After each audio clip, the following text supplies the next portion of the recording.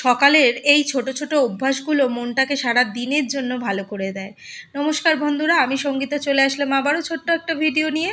আর এই দেখো কি অবস্থা আমার, যবে থেকে নতুন ঘরে এসছি, নতুন বিছানা পেয়েছি, আর লোকের কোথায় শান্তিতে ঘুমাবে, আমার তো দেখছি সে উল্টোটাই হচ্ছে। আমি একদমই না বিছানায় ঘুমাতে পারছি, কি যে বলবো তোমাদের। আমি সকালবেলা সবার আগে উঠি, তাই কি করি, নিচে শুলে কি হয়, তাড়াতাড়ি ঘুম থেকে উঠে বিছানাটা পরিষ্কার হয়ে যায়।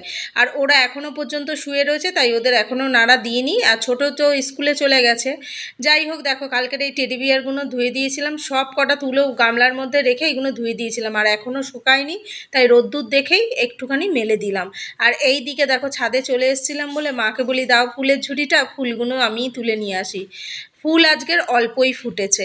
আর তোমাদের যে বললাম না ছোট ছোট অভ্যাসগুলো, তার মধ্যে কি পড়ে বলো তো, এই যে সকালবেলা ঘুম থেকে উঠে রেগুলারলি ঘরের বাসি সব কাজ সেরে চা করে ফুল তুলে, গাছের ফুল তুলে পুজো দেওয়া, স্নান করা, এই জিনিসগুলো ছোট ছোট অভ্যাসগুলো না বেশ যেন আস্তে আস্তে ভালোই লাগছে। আর এই দেখো তোমার দাদাও স্নান করে বসে পড়েছে, এরপরেই আমরা চা খেতে বসেছি। আমার কিন্তু স্নান এখনও হয়নি, আমি কাজ মানে চাটা খেয়ে তারপর স্নান করব, ঘরটা মুছে। আর এইদিকে তোমার দাদা চা খেতে বসে বললে একটু চেস করবে না, আমি নাও তাই করা যাক। যাই হোক, দুজন মিলে বসে চাটা খেয়ে নিলাম। তোমার দাদা কিন্তু বেরিয়ে গেছে দোকানে, আর আমি এইদিকে ঘরের কাজটা সেরে নিচ্ছি, তারপরেই যাব স্নান করতে। আর এই দিকে দেখো রায়ানকে যখন স্কুলে দিতে গেছিলাম না, যে কি বলবো, ঝিঙে কোথায় 80 টাকা করে কেজি, আর সকালবেলা হঠাৎ দেখি বস্তা কাটছে, বলে 20 টাকা কেজি। ভুল শুনলাম নাকি বারবার জিজ্ঞাসা করলাম কত কেজি, বলে 20 টাকা কেজি। মানে ঝিঙের সাইজগুলো একটু ছোট, কিন্তু ঝিঙেগুলো কচি। আমি বললাম না, এত তো ভালো জিনিস ছাড়া যাবে না, বলে আমি 1.5 কেজি ঝিঙে কিনে নিয়ে চলে এসেছি। তোমার দাদাকে বলি কি, আমি এখানে ঝিঙে বাচ্ছি, তুমি যাও রায়ানকে দিয়ে আসো। মানে তোমার দাদা, আমি স্কুল অবধিও যাইনি, এর ফাঁকে আমি ঝিঙে বাচ্ছিলাম।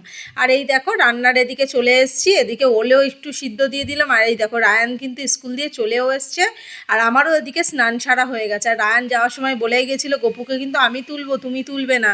আর এই দেখো রায়ান কিন্তু গোপালকে তুললো, আর ও এত সুন্দর করে তোলে, ওকে যেরকম যা দেখানো হয় সেরকমই কিন্তু করে। আর এই যে গপুর খাবারটা একটু রেডি করে নিচ্ছি আগে থেকে, আর এই গপুর স্নানও করা হয়ে গেছে। যদি বলো বিরক্তির কথা, তাহলে আমি বলবো আমার এই পুজোটা দিতে একদমই বিরক্ত লাগে না, কি যে ভালো লাগে যে কি বলবো।